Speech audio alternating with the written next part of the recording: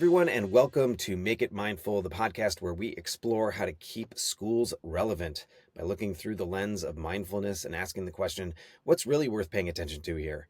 My name is Seth Fleischauer. My co-host Lauren Pinto is on a break, but together we delve into the world of education by interviewing change makers and focusing on practical, transformative solutions for teaching.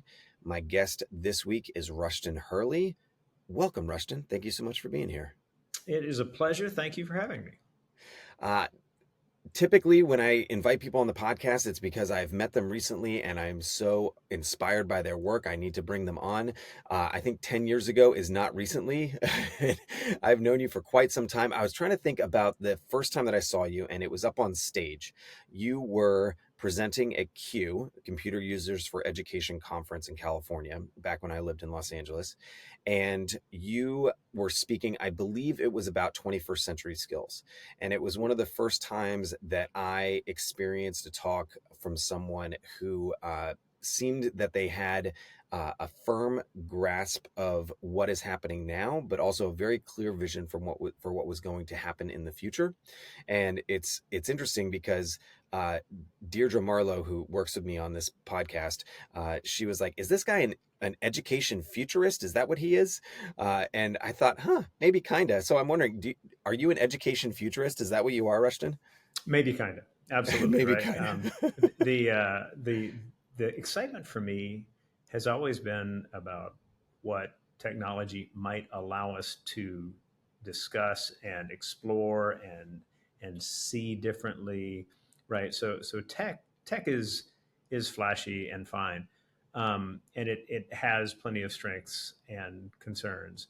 But if it gets us into a space where we're asking really good questions about what's possible and what kids can do that allows them to see themselves in new ways, then that tech is interesting. So I mean, AI is interesting then, right? Like, because I feel like AI is this opportunity for us to really examine what it means to be human, right? Like we used to look at the animals and compare ourselves to them and be like, well, what they can't do, we can do, right? Now we Mm-hmm. have the machines to also look at, and in education with AI, there's this big question of like, do we need to adjust what we are doing, how we are teaching, in order to not only prepare them for a world where AI is going to be a tool that is commonly used, but also to exist in a world where the things that we're asking them to do for their traditional assignments are things that they can very much do with AI. This is an exciting technology, right? I would certainly say so. And when in broaching that topic, you're really getting into kind of that space of like, how are things going to change over the next 5 to 10 years or so, right? Which I think is an important question for us to grapple with, because the rapid development of generative AI, and rapid is that doesn't even begin to capture the thought. Let's come up with a policy. Okay, we'll be dealing with something totally different by the time we get the policy. Hmm. Right? That's how fast this stuff is moving. So as I look at it, I have these kind of two different responses, I think, to how we think about generative AI. Right. One is I'll be blunt, kind of fairly dark. Right. We've had people saying for the last 18 months, generative AI will never replace a teacher. And, you know, I think we really need to stop and say, is generative AI as it is better than a highly ineffective teacher? Ooh. And if so, what does that mean for how we structure things? Now, I don't like that. That there are people who are now perhaps less effective than this tool, and that probably says more about how we devote kind of resources and energy to training people than it does anything else. But if it's the case that this stuff is going to just keep getting better, and there's the time difference between when we record this and when it airs, which itself may be a period of time in which all kinds of things come out about AI. That's how fast this stuff is going. But but if what we do is we respond to that idea, saying, how do we make sure that we are not doing the things that are ineffective, some of which are things we've been doing as a system for decades? Because now it really matters, because people's jobs are on the line. I don't think it's a good idea that we would replace teachers with AI. I don't think that's a good idea at all.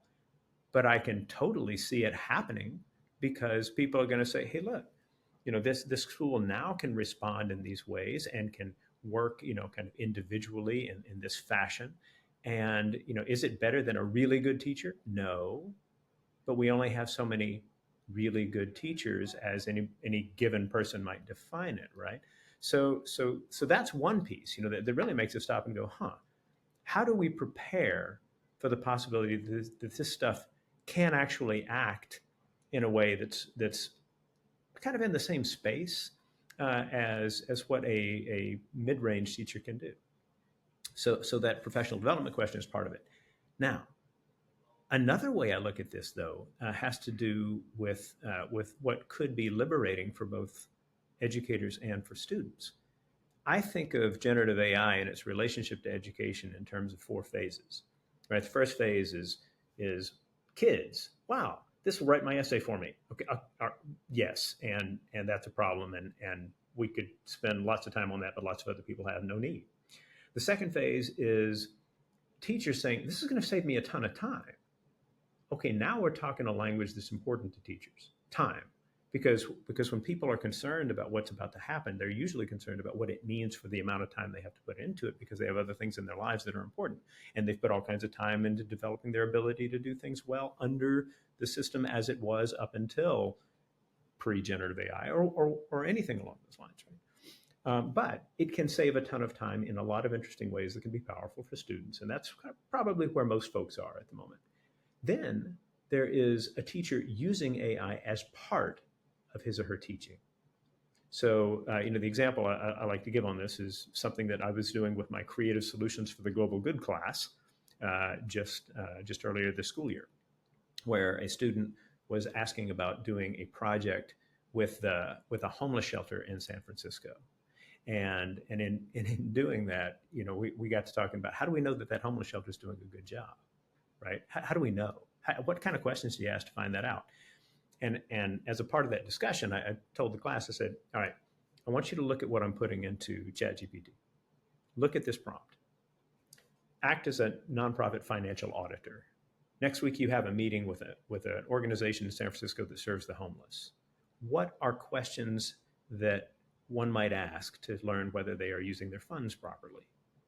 Now, that generated a set of questions that were excellent discussion prompts for what we could talk about in terms of how to get the students thinking about, I'm not just trying to help any given organization because it's a charity. I'm trying to learn about their challenges and their effectiveness and their distinctiveness in a way that allow me to better understand what I might be able to bring to it. That to me is fascinating, right? But that's phase 3. Phase 4, and this is the one that I think is really, really interesting, is kids using generative AI to become far better students.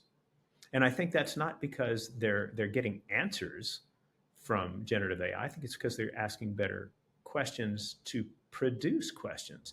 So if you stop and you think, okay, a kid could be asking about this new topic that's about to come up in the biology class, cell division, right? Teacher's going to start talking about this tomorrow. And the kid goes into generative AI and says, what are important ththings to know? And if that kid has a frame that says this stuff may be completely wrong, but what does it talk about? What are the terms that are coming up? What does this generally seem to be about? 5-10 minutes. And then walks into class the next day, everybody else is getting it for the first time, and that kid is connecting dots. And then a few days into it, that kid goes back to Gemini or Claude or whatever and says, what are common misconceptions about cell division? This all may be completely wrong, but does it generate questions about how I think, or any of these misconceptions, if they are truly so, ones I have? What does that get me to in terms of asking questions when I walk back into the class next day? And then 2 weeks into it, teacher says, okay, Friday, we're going to have a test on cell division. And that kid knows at this point how to say, act as a teacher of biology, creating a test covering cell division. What are 10 complex short answer questions that one might ask to test one's understanding, and for each provide an answer? Realizing that every last one of these may be completely wrong, you're still in a space of, does that make sense? Does this conform with what I've kind of learned before? And you could be a student I mean, I could keep going, like language use and reading level. I mean, I could keep going. But if you've got a student who goes from being in the, oh my God, everybody else seems to do school better than I am, I'm just not good at school, to, whoa, with these hacks, I can actually handle this stuff. How much easier did the teacher's job just get? And I wonder though if that is the student that this is going to impact as much as the student that is motivated. You talked about the kid who's motivated to look this up the day before he comes to class, right? Like Mm-hmm. that is not the student who otherwise is failing biology, right? Like that is a motivated student, a curious student, a student with resources to investigate these things at home. And so I think about this in terms of like accessibility and what it can do for kids at all these different levels. And the way back you were talking about whether or not it can replace teachers entirely. You said that it could replace bad teachers, and I wonder though, I think that it can replace much of what a bad teacher does. I think it can replace some of what a good teacher does, because even if you can, for example, use ChatGPT to differentiate a lesson plan in 10 different ways, it's still nearly impossible to execute 10 different lesson plans at the same time. And so Today, today we'll see. today. But if you can use the tool to help you differentiate, right? So like you're pushing something out to all the students, and like each one is like personalized in its own way for their skills, their interests, right? So you're leaning on the tool to be able to help you differentiate in that way.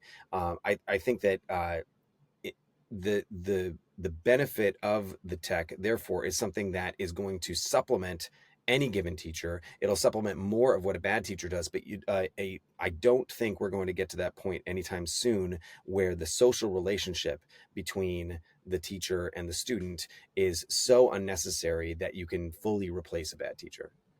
So, Seth, love you dearly. I'm going to push back on both of those thoughts, right? Love it. And I agree with everything you said, and that agreement is not what's motivating decisions by those who pull the purse strings, who make decisions about personnel, who are looking at tools and the kind of arguments they're hearing, like whispered at them, at conferences and in the exhibit hall about what AI can do, right? It is about, at some level, for some set of people who matter in terms of decisions, is this going to save us money? Right. And so I don't think it's a good. I agree with everything you said, and I still think we are heading in that direction just because of how things have always worked before. Right. Now, maybe not.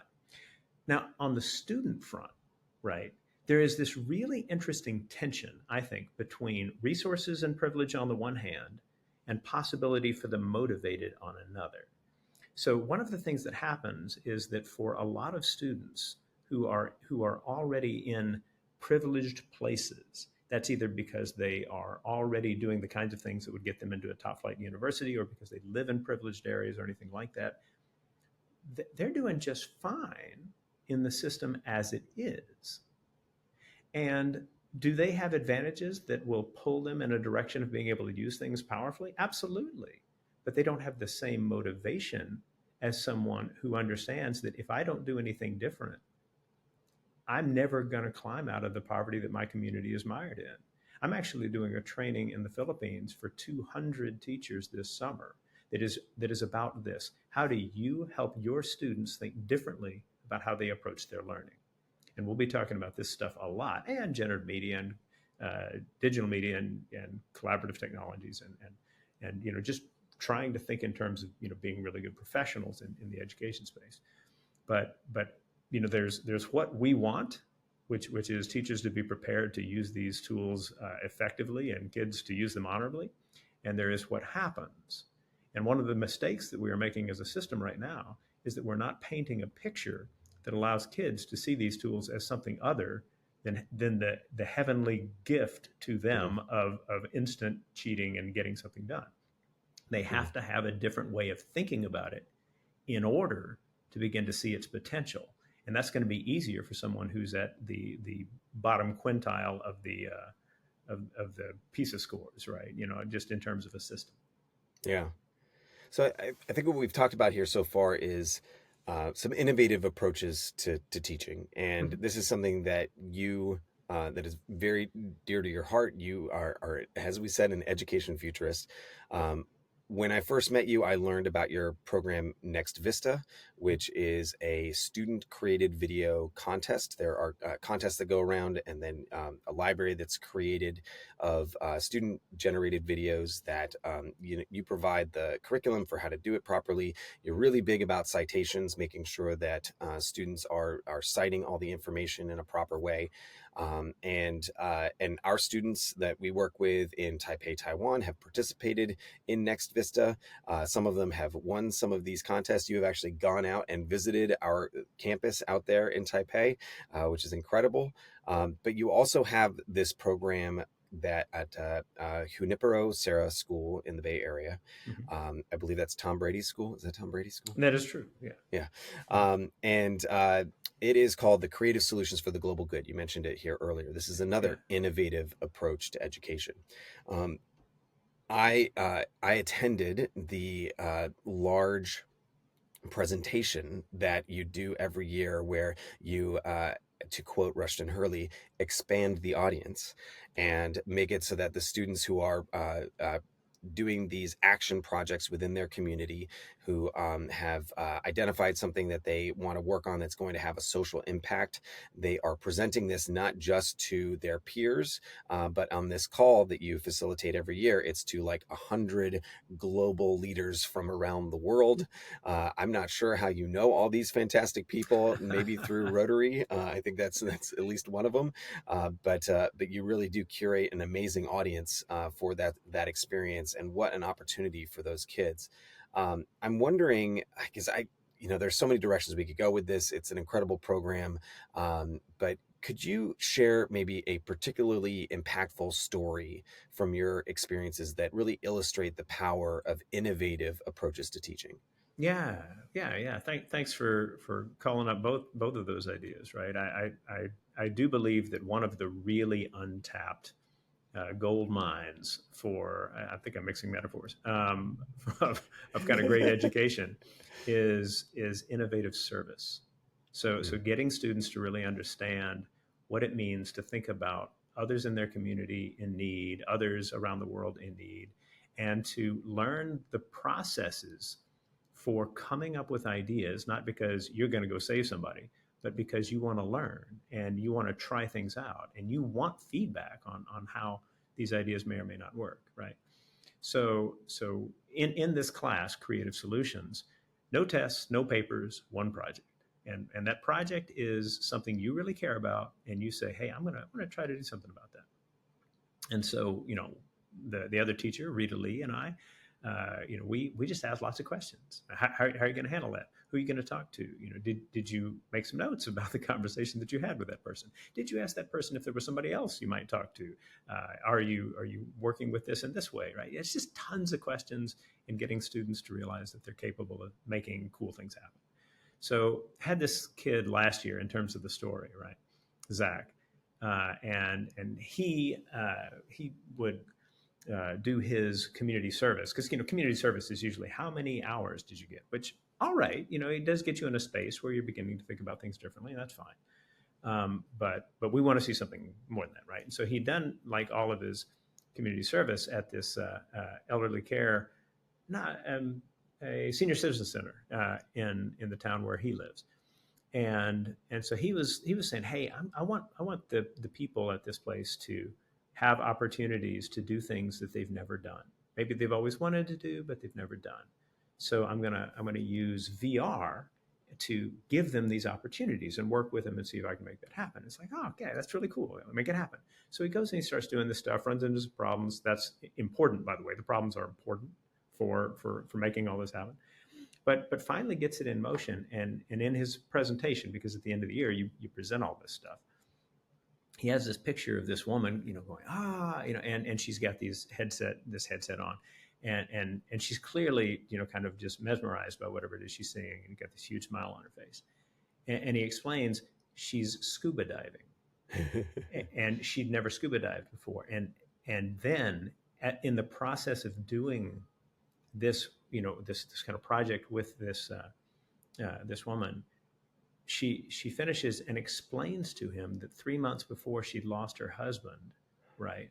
And he had always loved scuba diving, but she'd always been afraid to go with him. And Mhm. this was her first opportunity to do that. Wow. That's the kind of stuff that makes a kid see the world differently. And Mhm. every kid who hears that story is now in a space of like, oh wow, hmm. Because they're not thinking that way about a lot of traditional assignments. We have to teach them the core stuff. I believe that. I totally believe that. I think we can do it in powerful, interesting ways. Some, a little less interesting, but maybe effective. Okay, fine. But does the kid get to the end of the year and feel like I am capable of doing things in a way that I never have before? I am a person who can lead, make a difference, any of these things, right? And I think that if we build into their experiences somehow the opportunity to see that they're capable of doing something that has a wonderfully powerful impact on others, good. Hmm. So I always hear these amazing ideas for educational programs. There are these shining examples of people who have found themselves in a situation where they have the gumption, the ability, the space to create something great. And you've done that at your school. I'm wondering if because I'm always like in the mind of a teacher who's like stuck in some public school that is underfunded and they've got all of these things that are weighing down on them, these things that they've got to check 50 boxes before they can even get to the point where they exercise any of their own creativity when it comes to even lesson planning, right? And I'm wondering if you have like a framework or an idea around how to help that teacher do some version of what you're talking about here, right? Mhm. Not necessarily the full semester long study that is only going to be available at a school that has the type of leader that your school must have that can see the real value in providing enough time and space to do that. But some kind of like dip your toe in the water, like how does what is what does innovative service light look like? Nice. Um, yeah, I'm actually absolutely privileged to be in a place where they created a director of innovation position, and I get to occupy it, and they support a bunch of wild ideas, right? That I and and not support some other wild ideas that I have, and that's fine. The I when I give the example I gave, we have like VR headsets involved and things like that, right? And that speaks to resources and privilege again. But I do believe that the basic philosophy is something that could be done with chalk and slate under a tree. So, it comes down to this. There are things I want you to learn. And and I also want you to learn that you're capable of doing some interesting things. What might you try? So these very basic questions of what might you try? Who might you talk to? Right? That teacher really just needs to be in a space of I'm willing to ask questions, and maybe it's just to generate one little writing assignment. Maybe it's a small scale thing. That's totally fine, right? Instead, what we want is to see not just what that can do for the kid, but also what that can do for the teacher. And what I mean by that is that a lot of our energy as teachers goes towards trying to bring the students along and develop the kind of rapport that allows them to believe that they're capable of doing the things you want them to learn and to do. And that takes a ton of our energy. And one way to build that rapport so that you're getting more bang for each minute's buck, right? That you're teaching is to give students enough opportunity to do something interesting on their own for which there aren't right and wrong answers, right? I mean, too much teaching comes down to do you or don't you have the right answer. Some of that's important, a lot of it isn't. And we need to kind of be in that space that just says, hey, if you're going to be somebody who can really look at opportunities and think, hey, I could make a difference there, you have to be not intimidated by whether you will get it right the first time or not, right? And so I kind of think that any teacher who says, I'm gonna carve out a little time for kids to do interesting projects, can begin building a set of professional experiences that allow incorporating this in useful ways. I get that as teachers we are very, very busy. It comes back to this question of time. I get it. I get it. There are more expectations on our shoulders than there should be. Society, like essentially, expects the world of us and blames us for stuff we have nothing to do. I mean, just that's part of it.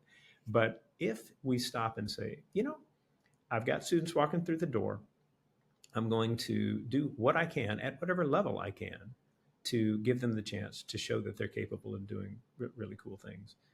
Then, if that's the point of departure and you don't have to have the answers right away and you're talking with one or two colleagues on your campus, elsewhere, doesn't matter, about how that works out, you can get there. And in terms of being saddled with time, requirements, I will note that while I wouldn't say we've got it good, it is probably worth remembering that there are teachers like teachers in the Philippines who are covering loads of 250 to 300 kids each and getting paid squat, for what they do, and they still keep coming back to it. Now, that seems trite in a certain way. Oh, it could be worse, right? I'll tell you what, it could be better. It could be better in the sense that you could be having more fun doing what you do because you try some certain things out. And when it gets better on a personal level, this is the mindful bit, right? When it gets Yeah. better on a personal level, professional kind of comes along for the ride. And I think Yeah. that's important. I love that. Yeah, so you mentioned the mindful piece, and Mm-hmm. something that we talk about here on the program is the mindful adoption of technology. Mm-hmm. We're talking about innovation. We're talking about ways to create something new within your classroom. Technology can be a bridge to that. It can be a tool for that. I'm wondering, what does a mindful adoption of technology look like to you?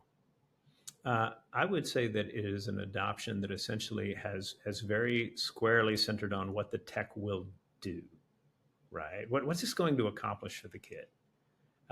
Yeah, there's a lot of stuff out there where it's like, okay, that's nice, but what does it do, really? I mean, is it just shiny? If so, that, shoot, like have the kids tell stories. That'll that'll be shiny as well. Um, uh, and so I I've been in ed tech for a long, long time. I think there are some really powerful technologies when used well. Can make some great things happen for teachers and kids. And a whole lot of it is expensive distraction. I mean, it just is. And when you are talking with vendors and they are telling you about their solution for something. And of course, that begs the question of what problem are you trying to solve? And it's usually, I haven't made enough sales, right? Uh, and instead, it's just like, you know, you might come across a vendor who's like, hey, just tell me about your class, right? Tell me what are the frustrations you have?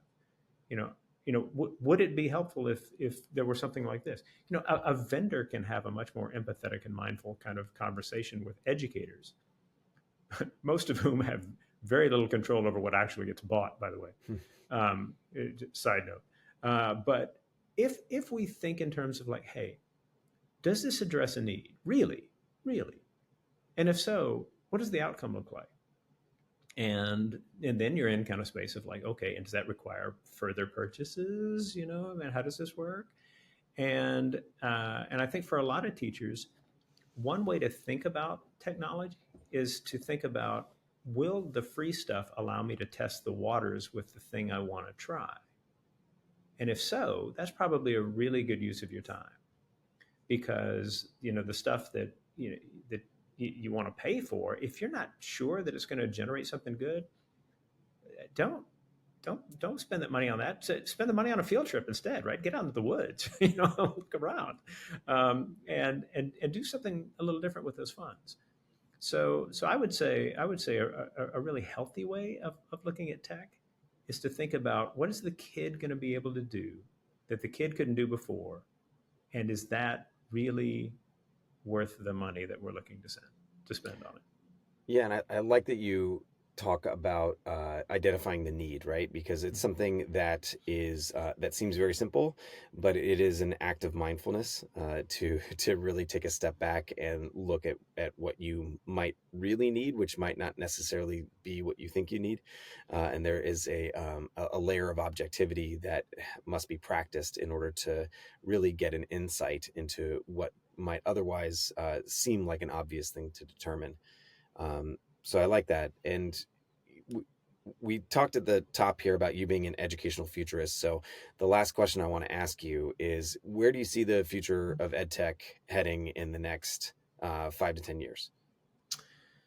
So I would build off of the earlier comment about kind of possible replacement, given advances in AI, with a very specific suggestion for educators on what to do to prepare for whatever it is that's on the way. Because I mean, remarkably few people, and I certainly wasn't one of them, saw what was coming in November of 22, right before ChatGPT landed.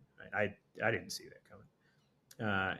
And so, if we're looking at the next 5 to 10 years, and we can assume that the AI is going to that AI tools are going to keep getting better, not because, by the way, they're going to have larger and larger data sets to train from. They're mostly out of that material already, but they're just going to be better at the algorithms.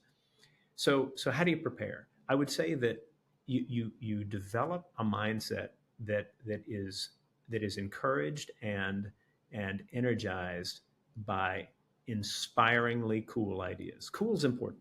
Cool means that people pay attention. Cool means that you want to know more, right? That cool is pedagogically important. And so finding what is inspiringly cool means learning where to look. And another thing you mentioned earlier is that we've got this audience for the online showcase for the Creative Solutions class that has all of these people. You are right. Rotary service organization, right, is that tool that kind of got me there. And so in doing that, you can begin to encounter people on a regular basis who have all of these rather amazing ideas. So, for example, and I should say I am in an online and asynchronous Rotary Club, the Rotary E Club of Silicon Valley. And if that's a mouthful, then just go to rotary.cool. That'll get you there. That'll do it. So then you start saying, like, well, who have they talked to? Two examples from this year. Sarika Kanwalkar in Delhi, right? And she's part of an organization called Rainforest Connection. And they develop these devices that they put in the canopy of trees, solar powered devices that take in audio and use AI to assess what species are we hearing, right? What in terms of the sounds. So they're able to do some really cool things on that front. But they can also tell when it's hearing like a chainsaw or a truck or a gunshot. And now the people who are in charge of protecting these spaces can handle much, much larger expanses of territory. That's inspiring, right? Just a few weeks ago, we talked with Jacqueline and Alexa Child in Colorado. So they're sisters, and one of them has had this rather significant medical issue for the last 10 years, right? And so she goes through high school, she goes through college. Those are good environments really for people who are navigating what it means to have certain kinds of differing abilities. And then she's out in post-educational world, and she's doing things like wanting to meet people. So she goes on dating apps. And one of the things about having a certain range of disabilities is that you're always kind of in that, when do I do the reveal about the challenge that I have? And in talking with her sister about this, they were like, let's create a new app. And so they did. And boom, they get 200 or 300 people that they know and know who they know and stuff like that. And they're like, hey, that's great. And then news organizations pick it up, and now they're at 20,000, and people are really, really benefiting from this different approach to a dating app. That's amazing. That's cool. And I encounter these kinds of stories all the time as a result of being part of a service club that is dedicated to sharing inspiring stories.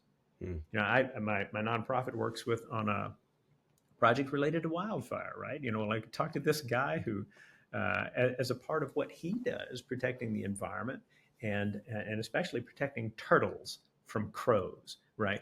You know, he's like, all right, you know, these are the kinds of things that become issues for these kinds of spaces, and they came up with this 3D printed turtle, fake turtle that scares crows in a particular way Yeah.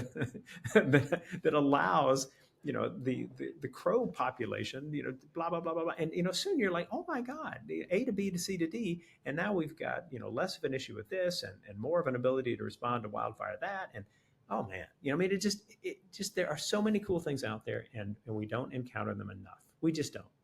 And if we did, we'd be more in a frame of mind that was like, what can I make happen with these kids? Mm. I believe that. Huh.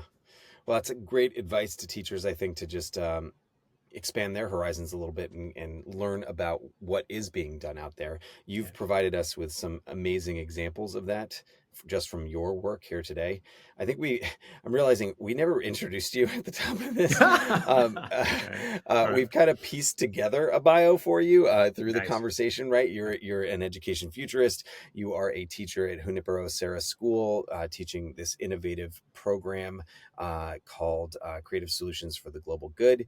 You are the founder of nextvista.org. Did we miss anything about your bio? Oh yeah. So like we didn't cover that like I married up.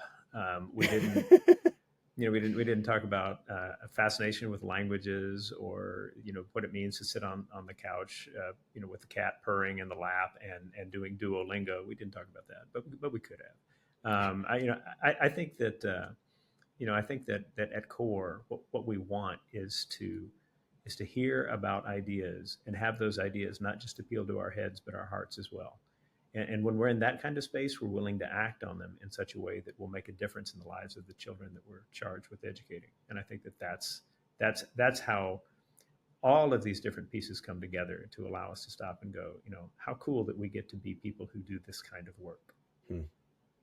And our heart is what drove so many of us here in the first place, right? So Right. it's easy when you're burning out to forget to bring that part of yourself to what you do. Beautiful. Rotary.cool. Right. Yeah, beautifully said. Sorry, last question. Any book recommendations?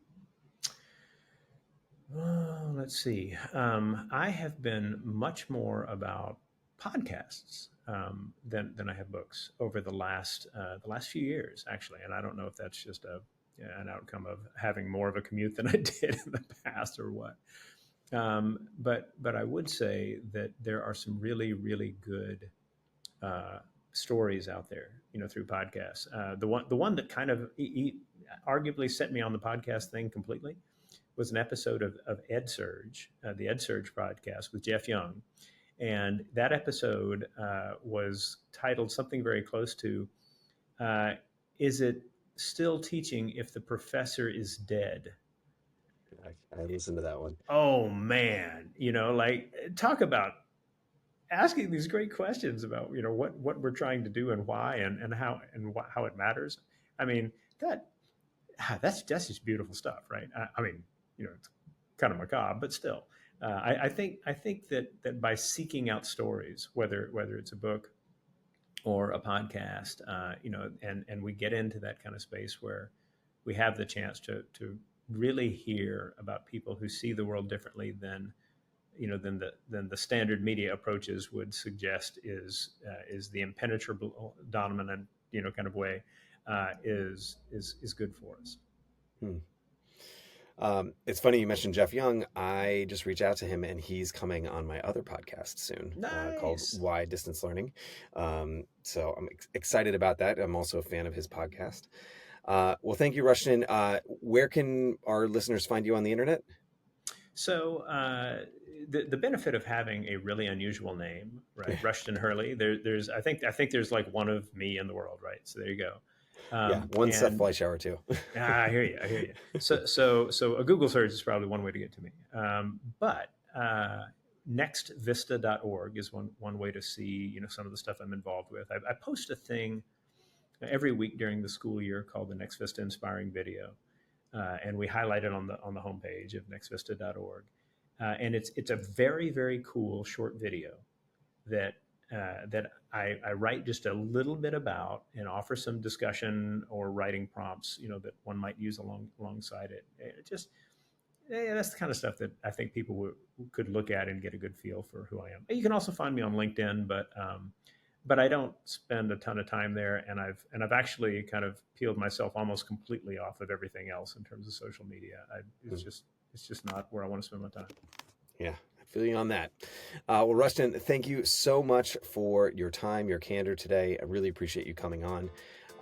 For our listeners, if you'd like to support the podcast, please follow us or leave a rating, a review, tell a friend.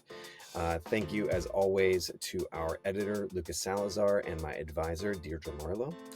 And please remember that if you want to bring positive change to education, you must first make it mindful. See you next time.